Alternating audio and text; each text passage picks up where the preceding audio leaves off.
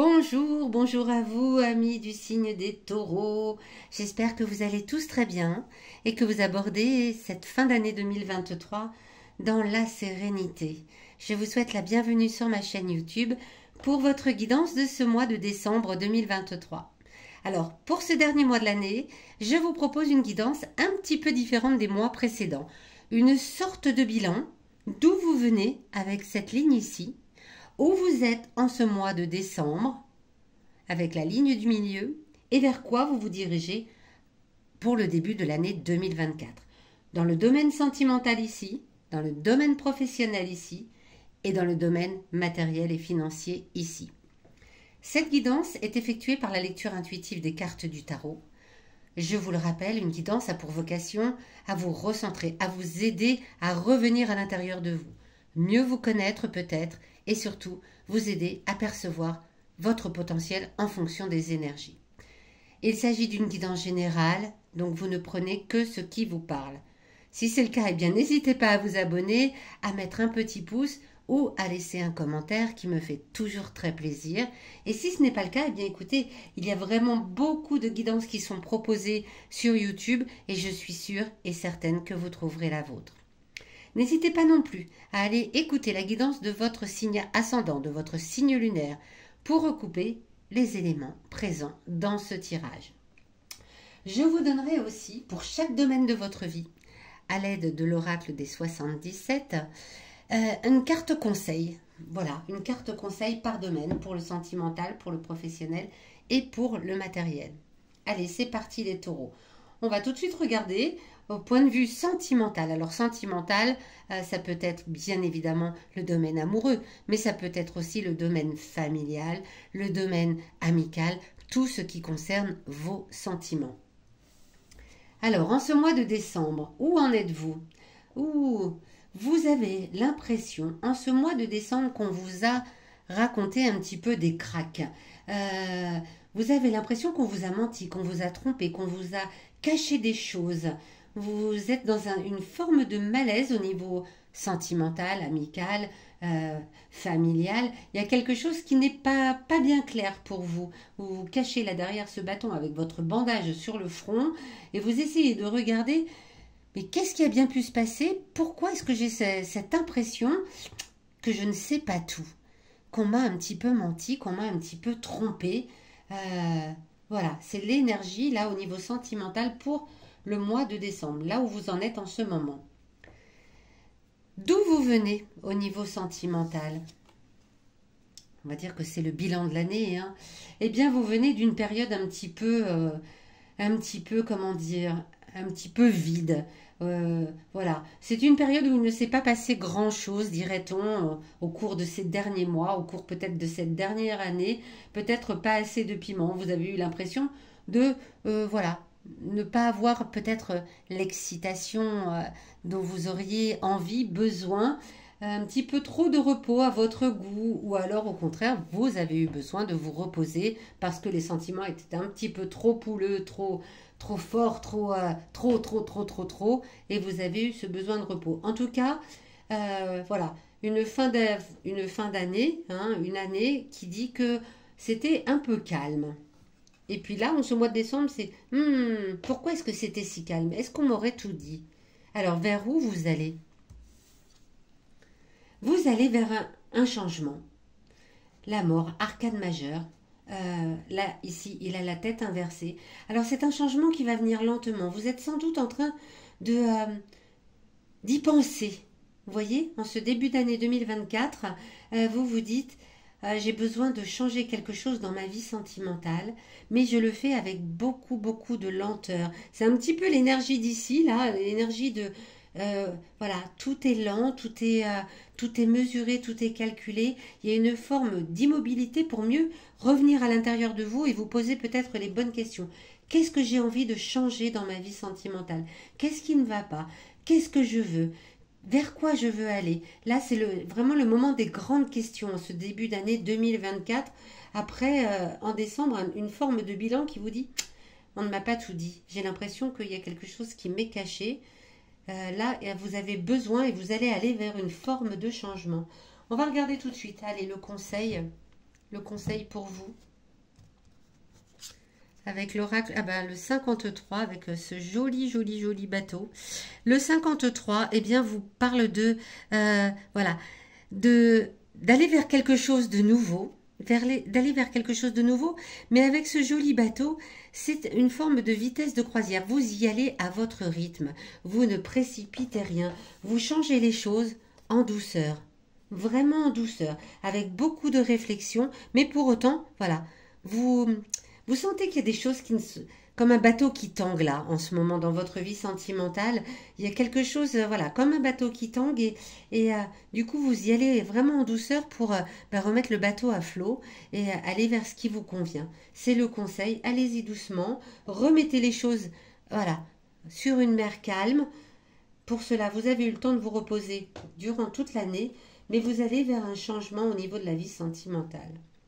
Dans la vie professionnelle, où est-ce que vous en êtes actuellement? Allez, un nouvel arcane majeur avec l'impératrice. Dans la vie professionnelle, alors peut-être que vous êtes dans un métier où vous êtes un leader, vous êtes un chef, vous êtes peut-être même responsable de votre propre entreprise, pardon. En tout cas, il y a une âme de leader en ce mois de décembre. Vous remotivez les troupes. Si vous êtes chef d'entreprise, vous remotivez vos troupes. Si vous êtes responsable d'un service, vous remotivez vos troupes. Et pour cela, c'est comme une forme d'intuition qui est venue à vous. Vous avez senti que les autres commençaient à se démotiver et hop, vous redonnez le coup de collier qui va bien par votre, voilà, par votre, simplement votre intuition. Voilà, simplement par l'intuition que vous devez faire quelque chose pour remotiver les autres. D'où vous venez au niveau professionnel? La reine de bâton. Alors, ouais, c'est là vous motivez les autres et la reine de bâton, elle parle de personnes. Alors peut-être si vous êtes dans le domaine, par exemple, du bien-être, de la médecine, de l'écoute, eh bien, vous avez passé votre année à écouter beaucoup les autres, à écouter leurs besoins, avec un réel intérêt pour ce qu'on vous donnait, ce qu'on vous disait. C'est pour ça que je disais, si vous êtes dans le domaine du bien-être, bien vous avez vraiment un réel intérêt pour ce que vous faites et pour apporter du bien-être, tout simplement, comment le dire autrement, aux autres, avec votre écoute parfaite et votre intérêt très sincère pour les vôtres. Les vôtres, oui, les vôtres aussi, pour les autres en tout cas. Donc oui, il y a quelque chose là de l'ordre de je mène les troupes, je sais par mon écoute bienveillante, par mon intuition qui me dit que je sais exactement ce que je dois faire. Donc l'année a été un petit peu comme ça, ou les mois précédents, le mois de décembre. Ici, vous sentez que vous devez remotiver et vous allez vers le 4 de denier. Alors, il va y avoir un petit peu de retard. Hein, vous motivez les autres au mois de décembre, mais en début d'année, eh bien, il va y avoir un petit peu de retard. Peut-être que toute cette bienveillance, cette façon de motiver les autres, ça va vous rattraper au niveau, en tout cas, peut-être des objectifs, par exemple, que vous avez à fournir. Si vous êtes en entreprise, on va peut-être vous reprocher d'être un petit peu trop sentimental, ce qui arrive parfois en entreprise, d'être pas assez près des objectifs matériels, des objectifs économiques de l'entreprise. Et si vous êtes vous-même responsable de votre entreprise, eh bien c'est pareil, vous avez passé beaucoup de temps à écouter les autres, vous passez beaucoup de temps ce mois de décembre à les remotiver, et peut-être que cela va donner une petite tendance en regardant les chiffres à dire oups, il faut peut-être maintenant que on y aille. Là, vraiment, voilà, ok, je vous ai écouté, je vous ai motivé, maintenant faut y aller. En gros, c'est ça. Maintenant, faut y aller.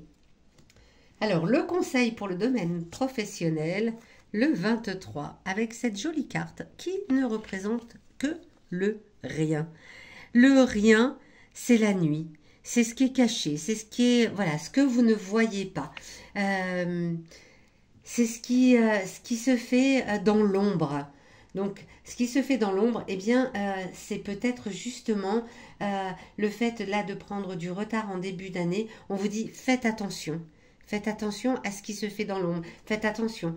Ok, c'est super d'écouter les autres. Ok, c'est super de les motiver. Mais faites attention à cela. Faites attention à la face cachée de cet intérêt bienveillant pour les autres.